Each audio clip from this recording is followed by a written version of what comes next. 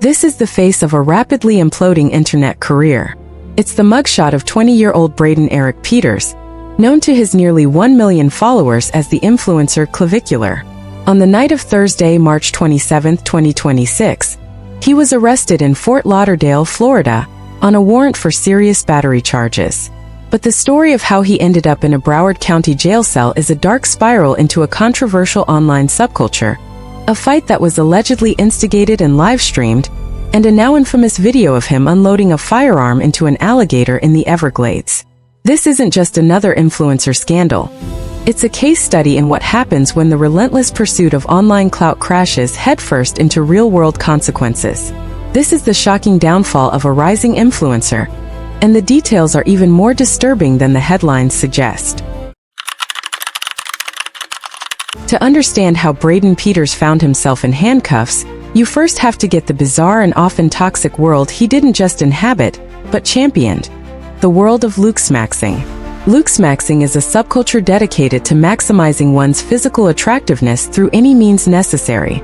It operates on the bleak premise that a man's appearance is the sole determinant of his worth and success in life. And at just 20 years old, Clavicular had positioned himself as its most prominent and most extreme prophet.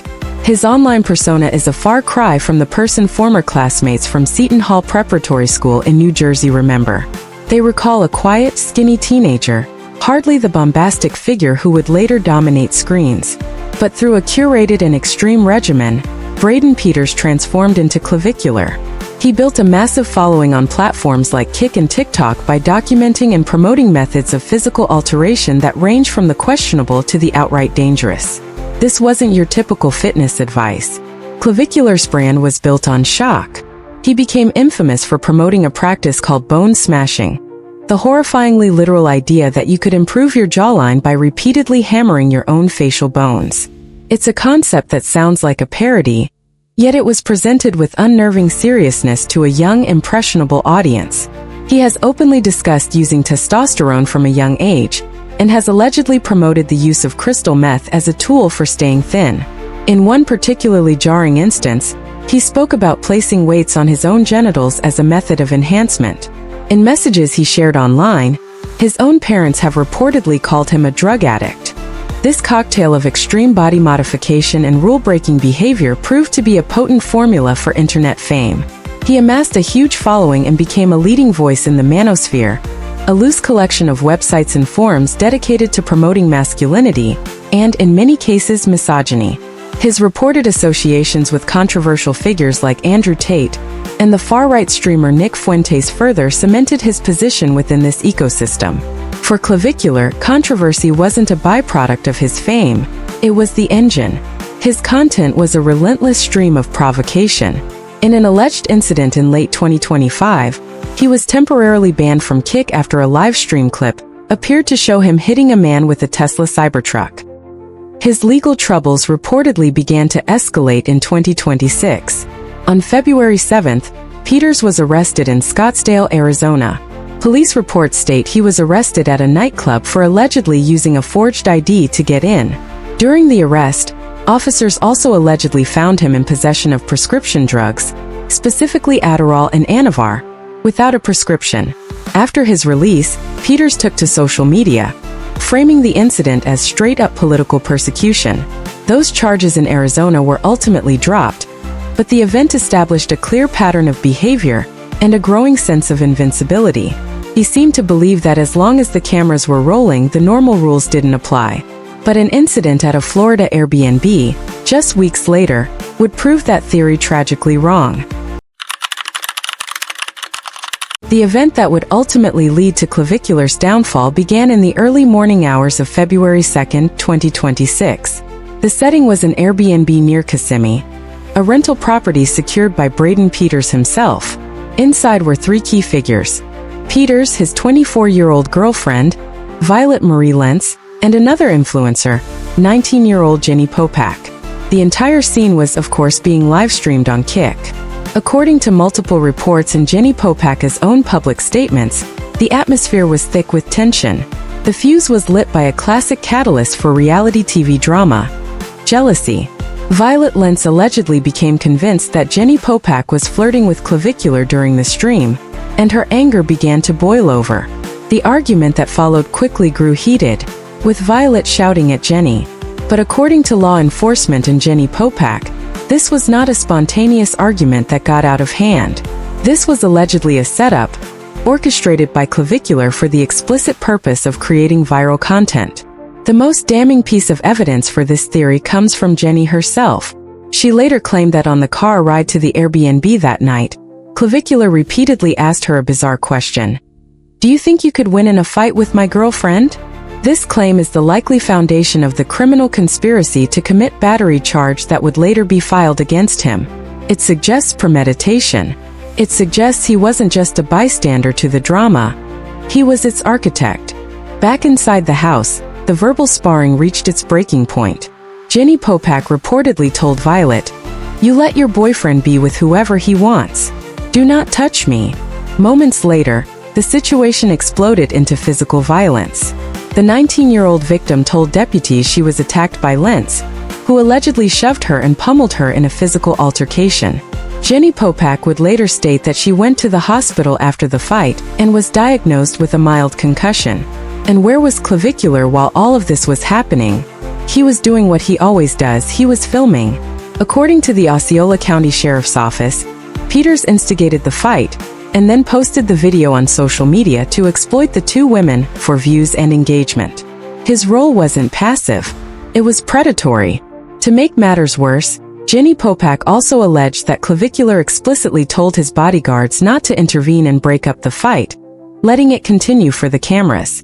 In a move that reeks of disingenuous damage control, Clavicular would later tweet about the incident, writing, "I did not even realize what this even started over. This makes it so much more confusing." This statement stands in stark contrast to the claims that he spent the car ride essentially promoting the fight, and that he directed his security to stand down. When deputies from the Osceola County Sheriff's Office responded to a battery call at the Airbnb around 4 a.m., they were met with a wall of silence. Both Braden Peters and Violet Lentz refused to come out of the residence to speak with the authorities. Their refusal to cooperate, however, didn't end the investigation. Detectives began the painstaking work of piecing together the night's events by reviewing the very videos Clavicular had posted online and interviewing witnesses. For over a month, the case went quiet, but investigators were building a case that would soon bring Clavicular's world of manufactured chaos to a screeching halt. If you're finding this deep dive into the Clavicular case interesting and want to see more investigative content on influencer culture, take a moment to subscribe to the channel. It's a huge help, and it ensures you won't miss our future breakdowns. On March 27, 2026, the consequences of that February night finally caught up to Braden Peters. After completing their investigation, the Osceola County Sheriff's Office issued an arrest warrant for him on 2 charges: misdemeanor battery and, crucially, criminal conspiracy to commit battery. A separate warrant was issued for his girlfriend, Violet Marie Lentz, for misdemeanor battery. Authorities tracked Peters to a lavish short-term rental in the Los Isles neighborhood of Fort Lauderdale. Around 8:30 p.m., Fort Lauderdale police, acting on the request from Osceola County, moved in and took him into custody. He was transported and booked into the Broward County Jail. His bond was set at a relatively low $1,000, which he quickly posted, and he was released. In a moment of pure irony, a man who built his career on being in front of a camera was spotted by local news crews in the jail lobby after his release, apparently trying to avoid the press after realizing no one was there to pick him up. While Clavicular was out on bond, his alleged partner in the incident, Violet Lentz, remained a fugitive. As of late March, her arrest warrant for battery was still active, and authorities were searching for her. The drama that Peters allegedly scripted for his stream now had a very real, ongoing law enforcement component. But this isn't the only controversy he was facing. As news of his arrest spread, it became entangled with another viral video that had erupted online just hours before. This second video showed Peters and a group of friends on an airboat in the Florida Everglades. They come across what appears to be a dead alligator floating in the water. In the clip, Peters and another individual pull out handguns and fire repeatedly into the animal's carcass. The footage is jarring and sparked immediate and widespread outrage, with many assuming this was the reason for his arrest. However, that was not the case. Official statements quickly confirmed that his arrest was completely unrelated to the alligator incident. The warrant was solely for the battery and conspiracy charges stemming from the fight in February. The timing was pure chaotic coincidence. That said, the alligator video brought him a new wave of legal jeopardy. The Florida Fish and Wildlife Conservation Commission, or FWC, released a statement confirming they were aware of the video and that their officers were officially investigating the incident. Under Florida law, it is illegal to kill, injure, or even possess an alligator without proper authorization, and these regulations can apply even to deceased animals. So while he was out on bond for one crime, he was now the subject of a completely separate investigation by state wildlife officials, ensuring his legal troubles were far from over. So let's recap. We have a rising influencer who builds a brand on extreme dangerous advice. He graduates from controversial stunts to allegedly orchestrating a physical fight between two women, all for social media content. He gets arrested, posts bond, and is simultaneously under a separate state-level investigation for shooting an alligator. The downfall of Clavicular is a story of one individual's reckless choices, but to stop there would be to miss the bigger picture. His story isn't an anomaly. It's the logical endpoint of the toxic ideology he represents, and it's a powerful lens for viewing the dark side of the looksmaxing and manosphere subcultures. On the surface, looksmaxing presents itself as a self-improvement movement, but when you peel back the layers of bizarre terminology and workout routines, you find a culture built on profound insecurity, body dysmorphia, and a deeply misogynistic worldview. It reduces human value to a set of brutally narrow physical traits. You are either a Chad, a term for an attractive alpha male, or you are subhuman. The language used within these communities, often borrowed from incel or involuntary celibate forms, is incredibly telling. The popularization of a term like foid, a dehumanizing portmanteau of femoid, used to describe women as subhuman objects, reveals the rot at the core. This isn't about building confidence. It's about building a specific performative version of hypermasculinity rooted in dominance and aggression. Clavicular's alleged actions on February 2nd are the perfect embodiment of this. Instigating a fight between his girlfriend and another young woman, refusing to let his security intervene, and then broadcasting the violence for his followers is not a random act of poor judgment. It is a performance of the very values his subculture holds dear: control, detachment, and the commodification of others for personal gain. The women in this scenario were not people. They were props in his livestream, their conflict a product to be sold for clout. This brings us to the unavoidable question of creator responsibility. In the relentless gold rush for clicks and engagement, where is the line? At what point does manufacturing drama for an audience cross into criminal conspiracy? Clavicular's arrest provides a very clear answer. Platforms like Kick, which provide a stage for this content, also face a reckoning.